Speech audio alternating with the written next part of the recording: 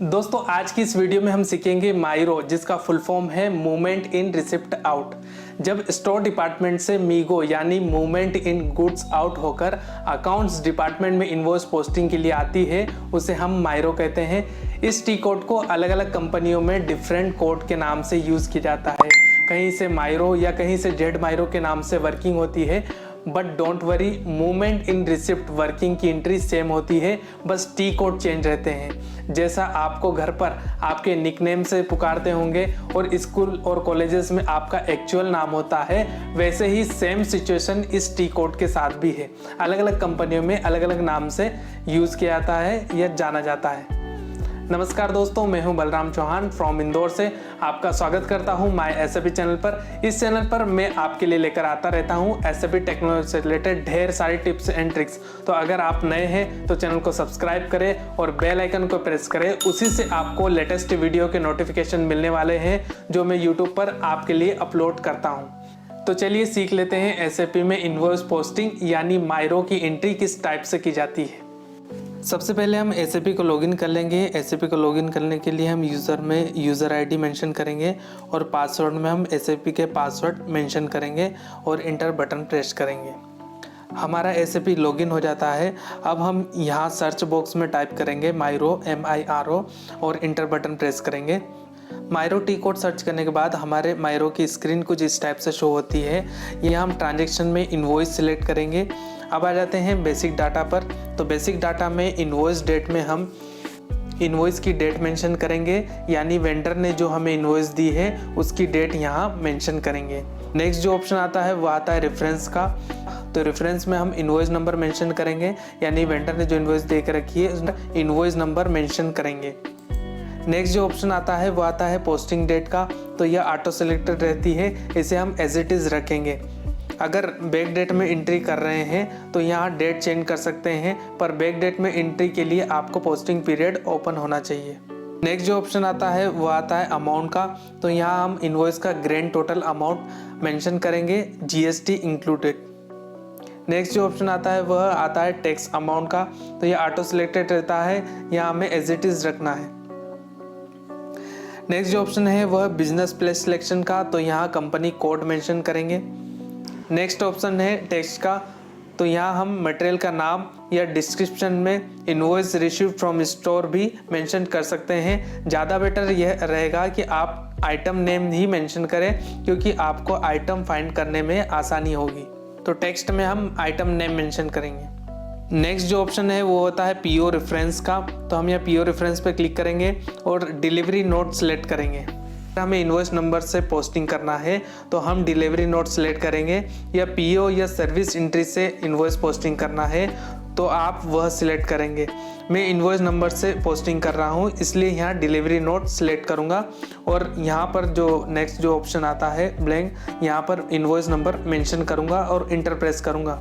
Enter press करने के बाद यहाँ पर आपको आइटम नंबर, अमाउंट, क्वांटिटी और PO नंबर और PO टेक्स्ट अमाउंट और टेक्स्ट कोड सारे शो होने लगते हैं। आप इसे इनवॉइस और GRN से मैच कर सकते हैं। इसको मैच करने के लिए यहाँ पर ऑप्शन भी है। यह जो ऑप्शन है वो सिलेक्ट ऑल का है, यानी आइटम सारे सिलेक्ट हो जाते हैं। डिसलेक्ट के लिए ये ऑप्शन दे के रखा है, तो यहाँ पर इस से डिसलेक्ट कर सकते हैं। डिलीट के लिए ये ऑप्शन है, आइटम डिलीट करने के लिए यहाँ से आप आइटम को डिलीट कर सकते हैं। उसके बाद डिसेंडिंग और असेंडिंग में आइटम को जमाने के लिए इन दोनों ऑप्शन का यूज़ कर सकते हैं। यह जो ऑप्शन दे के रखा है वो आइटम कोड सर्च के लिए दे के रखा है। यहाँ से आप अगर 50 आइटम है तो वहाँ से अगर एक आइटम सिलेक्ट करना है तो यहाँ पर आप आइटम कोड नंबर डालकर और यहाँ पर आइटम का नाम डालकर सर्च कर सकते हैं। नेक्स्ट जो स्टेप होती है वो आती है पेमेंट की। तो हम यहाँ पर पेमेंट पर क्लिक करेंगे। पेमेंट पर क्लिक करने के बाद हमारे सामने सबसे फर्स्ट ऑप्शन आता है बेसलाइन डेट। तो यहाँ हम GRN डेट मेंशन करेंगे, यानी जिस डेट को स्टोर्स में मटेरियल का इन्वर्ट लिया हो वह डेट यहाँ मेंशन करेंगे। उसके बाद जो ऑप्शन आता है वो आता है पेमेंट टर्म का। तो हम यहाँ 15 डेज़ या 30 डेज़ के बाद इस इनवॉइस का पेमेंट करवाना हो तो यहाँ सिलेक्ट कर सकते हैं। हालांकि यह परचेस डिपार्टमेंट जब PO यानी परचेस ऑर्डर बनाते हैं तभी कंडीशन मेंशन कर दी जाती है, तो यह भी ऑटो सिलेक्टेड रहेगा, यहाँ हम कोई भी चेंजेस नहीं करेंगे। नेक्स्ट जो ऑप्शन आता है वो आता है ड्यू ऑन का। तो पेमेंट टर्म के अकॉर्डिंग यहाँ ऑटो सिलेक्टेड रहता है ड्यू डेट, तो यहाँ ड्यू डेट आ जाएगी। नेक्स्ट जो ऑप्शन आता है वो आता है CD का, तो यह ब्लैंक रहेगा। उसके बाद जो ऑप्शन आता है वो आता है पेमेंट मेथड का।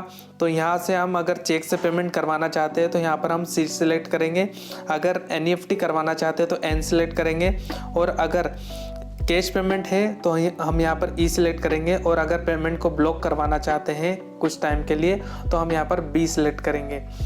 नेक्स्ट जो ऑप्शन आता है पेमेंट ब्लॉक का, तो यह फ्री फॉर पेमेंट रहेगा। उसके बाद जो ऑप्शन आता है वह इनवॉइस रेफरेंस का, तो यह भी ब्लैंक रहेगा।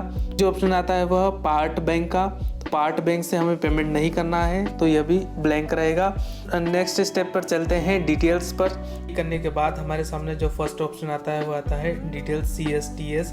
तो यहाँ पर अमाउंट अगर हमारा डिफरेंस आ रहा है 0.5 पैसा या 10 पैसा, अगर यहाँ पर बैलेंस दिखा रहा है तो उसको जीरो करने के लिए वह अमाउंट यहाँ पर पेस्ट कर देंगे कॉपी करके।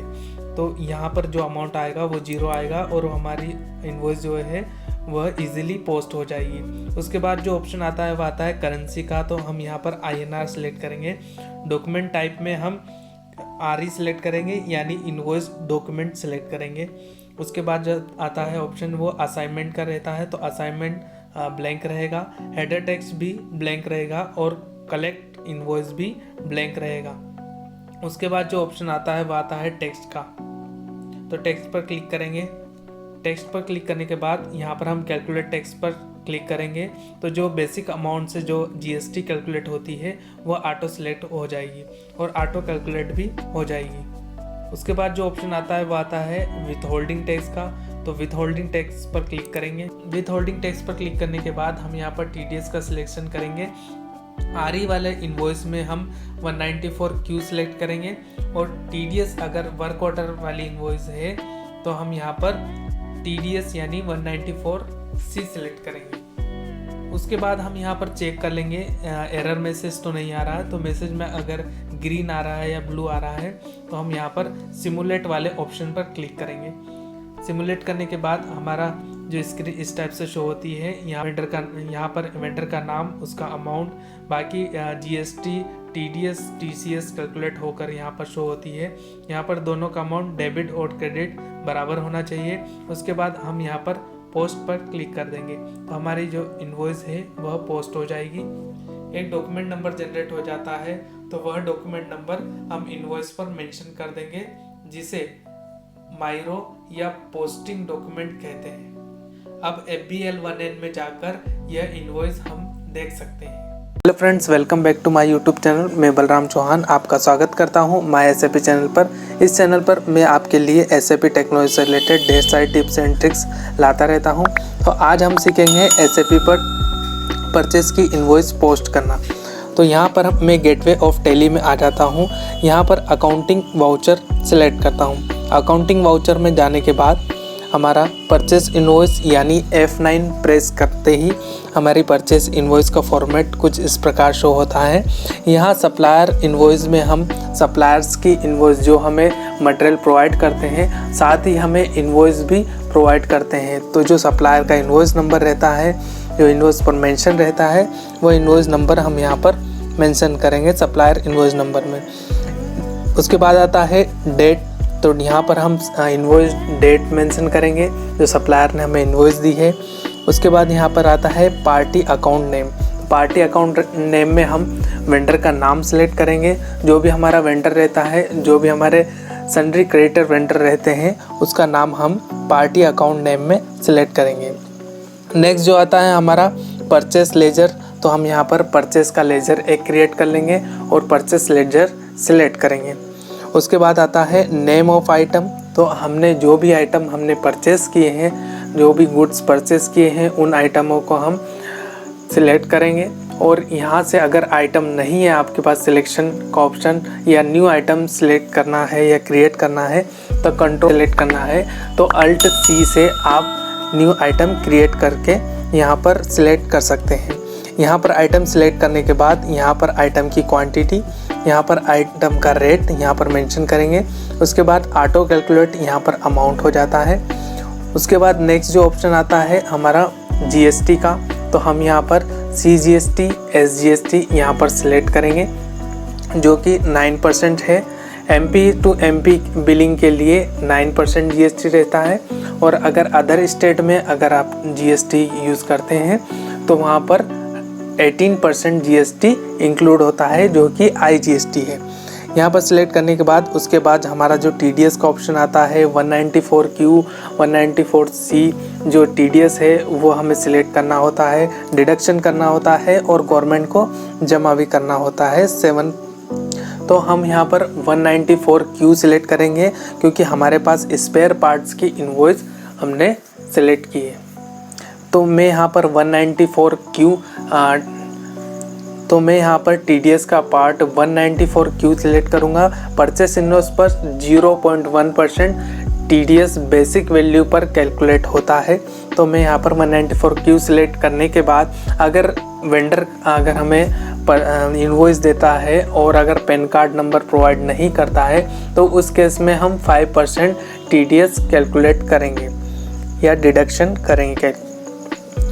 उसके बाद नेक्स्ट जो ऑप्शन आता है नरेशन का, नरेशन पर क्लिक करने के बाद यहाँ पर हम नरेशन मेंशन कर सकते हैं, परचेस गुड्स फ्रॉम वेंडर या जो भी आपको सुटेबल लगे वो नरेशन आप यहाँ पर मेंशन कर सकते हैं। उसके बाद यहाँ पर जो भी वैल्यू है GST की वो कैलकुलेट होकर आ जाएगी। मैंने कुछ कैलकुलेशन किया हुआ है जो मैं आपको इस प्रकार से शो करूँगा। यहाँ पर मैंने आप देख पा रहे होंगे यहाँ पर मैंने सप्लायर की इनवॉइस नंबर यहाँ पर मेंशन किया है या सप्लायर के इनवॉइस डेट मेंशन की है। पार्टी अकाउंट नेम में मैंने सन्ड्री क्रेडिटर यानी वेंडर का नाम सिलेक्ट किया है यहाँ पर। उसके बाद नेक्स्ट जो ऑप्शन है वह परचेस लेजर, तो मैंने यहाँ पे परचेस अकाउंट जो मैंने क्रिएट किया था वो परचेस लेजर यहाँ पर सिलेक्ट किया है। यहाँ पर आता है आइटम नेम, तो नेम ऑफ आइटम में आप देख पा रहे होंगे मैंने स्पेयर पार्ट्स जो परचेस किए थे तो मैंने यहाँ स्पेयर पार्ट्स सिलेक्ट किया है आइटम में जो कि 2500 के हैं। यहाँ पर मैंने CGST सिलेक्ट किया है क्योंकि मैंने MP to MP material purchase किया था, तो यहाँ पर 9% CGST टेली ने कैलकुलेट किया है। SGST स्टेट GST जो 9% यहाँ पर 225 जो है कैलकुलेट हुआ है। यहाँ पर TDS जो देखेंगे 194Q और परचेस अगर 5% जो है TDS। उसके बाद आप देखेंगे यहाँ पर मैंने 194Q सिलेक्ट किया है। अगर पैन कार्ड नहीं होता है, वेंडर पैन कार्ड प्रोवाइड नहीं करता है तो उस केस में 5% TDS यहाँ पर हम डिडक्ट करेंगे और गवर्नमेंट को सबमिट करेंगे यानी जमा करेंगे।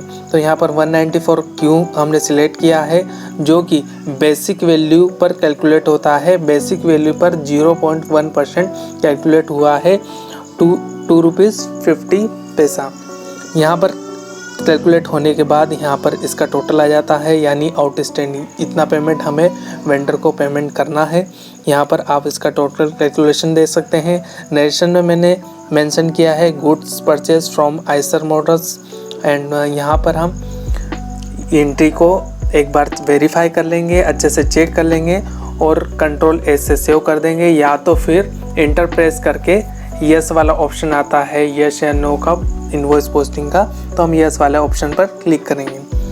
उसके बाद इसी एंट्री को हम दोबारा से देखेंगे वेंडर के लेज़र में। तो वेंडर के लेज़र में हम किस प्रकार देखेंगे कि ये एंट्री किस प्रकार शो हुई है।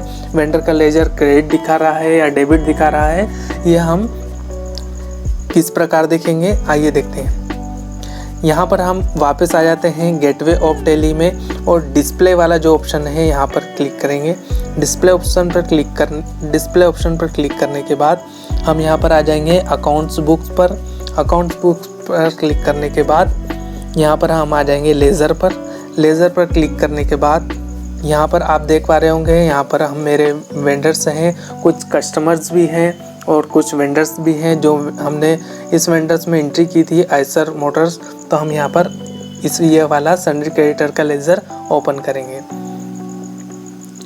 यहाँ आप देख पा रहे होंगे मैंने यहाँ पर जो भी लेज़र जो भी एंट्री की थी परचेज़ की वो यहाँ पर शो हो रही है। 2 एंट्रियाँ मैंने पहले भी की थी, एक परचेज़ की और उस पर डेबिट नोट भी मेंशन किया था 10 रुपीज़ का।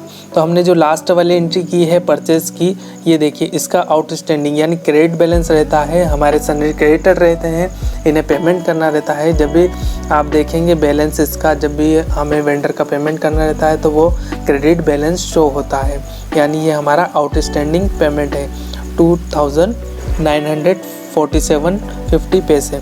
तो यहाँ पर आप देख पा रहे होंगे, यहाँ मैंने डेबिट नोट भी मेंशन किया है, डेबिट नोट की एंट्री भी की है। तो उसके बाद जो क्लोजिंग बैलेंस जो आता है वेंडर का क्रेडिट साइड, वो आता है टोटल 3937.50 पैसा। तो इस प्रकार से आप वेंडर का लेज़र भी देख सकते हैं। अब इसी इन्वॉइस को अगर परचेस इन्वॉइस को हमें अगर प्रिंट करना है तो हम किस प्रकार करेंगे?